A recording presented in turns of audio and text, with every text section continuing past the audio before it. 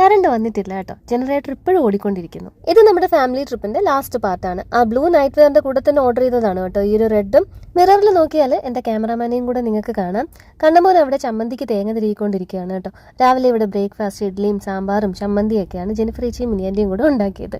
നിലോന് രാവിലത്തെ ഒരു കുപ്പി പാലൊക്കെ കൊടുത്തു കഴിഞ്ഞ് ഞങ്ങളിതേ ബ്രേക്ക്ഫാസ്റ്റ് കഴിക്കാൻ പോവാണ്. ആദ്യം പിള്ളേർക്ക് എല്ലാവർക്കും ആയിട്ട് വാരി കൊടുത്തിട്ട് പിന്നെ ഞങ്ങളെല്ലാവരും കൂട്ടിരുന്ന് ബ്രേക്ക്ഫാസ്റ്റ് കഴിച്ചു.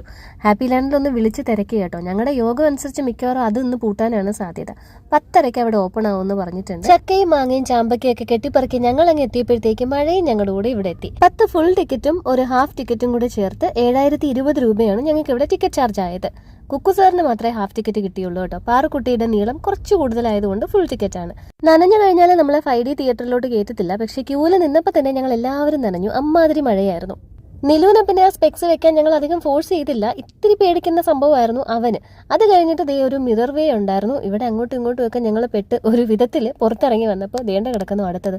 തല കറങ്ങി പണ്ടാരം ഉടങ്ങിപ്പോയി. അത് കഴിഞ്ഞ് ഞാനൊരു സെൽഫി എടുക്കാമെന്ന് കരുതിയപ്പോഴത്തേക്ക് ഈ ഇണക്കുരുവികൾ സമ്മതിക്കത്തില്ല.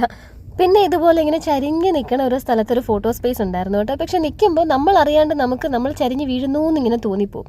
ജഗതി പറയുന്ന പോലെ ആ നിലവിളി ശബ്ദമിടൂ.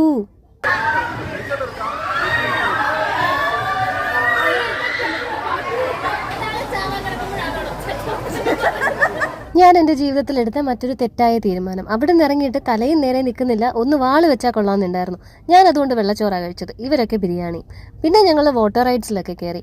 നിലുവിൻ്റെ സേഫ്റ്റിയെ കണക്കാക്കി അവന് മാത്രമായിട്ടൊരു ലൈഫ് ജാക്കറ്റ് കൊണ്ടുവന്നിരുന്നു കേട്ടോ. ഒരു വാട്ടർ പ്രൂഫ് പൗച്ചിൻ്റെ അകത്ത് ഫോൺ ഇട്ടിട്ടാണ് ഈ ഒരു വീഡിയോ ഷൂട്ട് ചെയ്തത് കേട്ടോ.